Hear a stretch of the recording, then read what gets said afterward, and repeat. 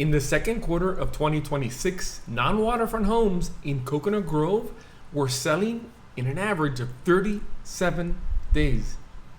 37 days at a median price sold of $2,750,000. That is one of the fastest moving markets at that price point anywhere in Miami that I cover right now. I am Jose Laya, and I was born and raised right here in Miami, and I've been selling real estate in the city for 20 years. I've seen every market cycle this city has gone through, and today I'm going to give you the real numbers.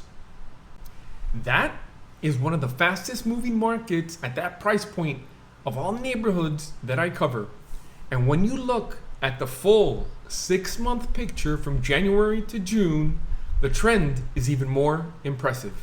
The market is not just active, it's gaining speed. In our first graph, we're taking a look at the second quarter on a month by month, plus that bottom row is the second quarter totals. So as we like to do, we like to separate the non-waterfront homes, that's in the color black, with the waterfront homes that are in light blue. And let's take a look at April. You had about 58 active homes for sale in Coconut Grove. 53 of them were non-waterfront, 5 of them were waterfront. That right there shows us that the market for waterfront homes is pretty thin in Coconut Grove, at least when it comes to active listings. Look at the closed sales, 22 for the month. That's pretty strong, but 0 were waterfront homes. Months of supply, look at that. They gobbled up all the homes pretty much. 2 months, 44 days on market, a median price per square foot of $1,100, median price sold of $3.7 million for non-waterfront homes. That's pretty strong. Let's just go across the board. We'll go May, June, and then look at the totals. Look at the active listings for June. They shot up to 75. Closed sales stayed about the same, slightly decreased to 20, but we had our first 2 waterfront homes that sold. If we go across the board, look at the median price per square foot from April to May for non-waterfront, stayed about the same, slightly increased. Waterfront homes, the 2 that sold, the median price was $2,060 per square foot. Median price sold was about $15.6 million for waterfront homes. Jump over to June, look at the closed sales, 0 again for waterfront homes, and we stuck with 20, which were all for non-waterfront homes, and 0 for waterfront homes.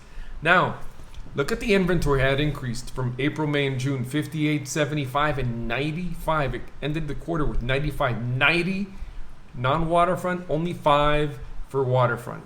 So that's something that we're going to keep our eyes on for this next quarter, especially that the summer typically is a slower selling season. But look at this. Those 20 closed sales, days on market, 31 days at a median price of just under 1.7 million. That's pretty strong. If we look at the total numbers for the second quarter, on the bottom row, we had 62 closed sales, 60 of them non-waterfront, 2 for waterfront. Months of supply, that's pretty strong, 6 and 10. Look at this, days on market for the second quarter. The median days on market for non-waterfront homes, 37. More importantly, at a median price sold of $2,750,000. Being in the market for over 20 years, these numbers are truly impressive. I mean, to buy a house at $3 million and they're selling in about a month, that's very, very strong. It shows you the demand for houses in Coconut Grove. That's very, very strong. We always like to highlight the highest priced closed sale for the quarter, and out of those 2 waterfront homes that sold, one of them was the highest priced closed sale for the quarter. It was a home on a pretty large lot, a 5-bedroom waterfront home with direct access to Biscayne Bay in one of the most sought after waterfront locations in all of Coconut Grove. It sold for just under $23 million. To be exact, it sold for $22,975,000. it sold at over $2,560 per square foot. That was the highest price closed sale for the second quarter in Coconut Grove. And now we're gonna take the second quarter totals and try to put them in context by comparing them to the numbers for the first quarter, so we can see where the market has been first quarter, where the market stands today, second quarter, and try to see if we can spot any trends for where the market is headed for the third quarter of 2026. Let's jump into that graph now. And here we have the graph for Q1 versus Q2. Look at the numbers here. Actives look about the same. Look at this number. Closed sales jumped from 47 total to 62.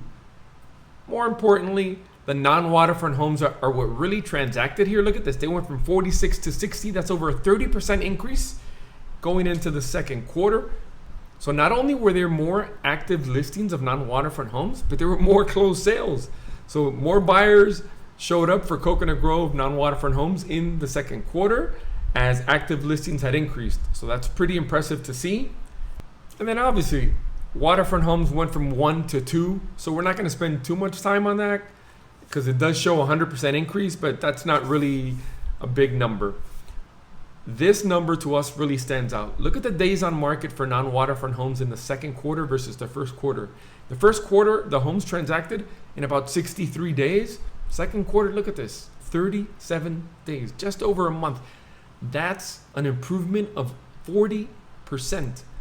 While prices, the median price per square foot, stayed at just about $1,100, while the median price sold dipped slightly below $3 million at $2,750,000.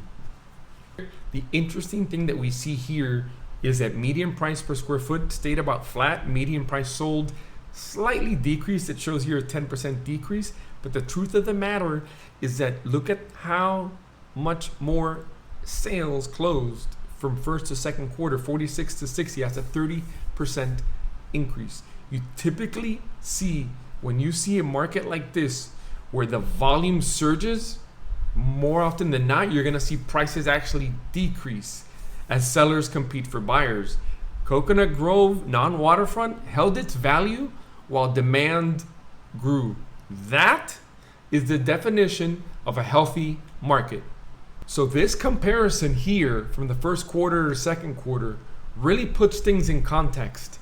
It tells one clear story. Coconut Grove non-waterfront homes are selling faster, in greater volume, and holding their value. That combination doesn't happen very often. So where does this data suggest the market may be heading for the third quarter? Obviously, the days on market dropping to 37 in the second quarter is a number that I'm watching really closely. If that trend holds through the summer, which is traditionally a slower selling season for Miami real estate, that's going to tell us that the demand for Coconut Grove homes is going to remain strong. I will have the full third quarter picture for you when the data is in. Subscribe so you don't miss it. So what does this mean for you? If you're a buyer looking for a home in Coconut Grove, the non-waterfront data is telling you to move fast. 37 days on market means that well-priced homes are not sitting around waiting for you. Months of supply is low and not buyer friendly. If you find the right property, act decisively. The market rewards buyers who are prepared and move fast.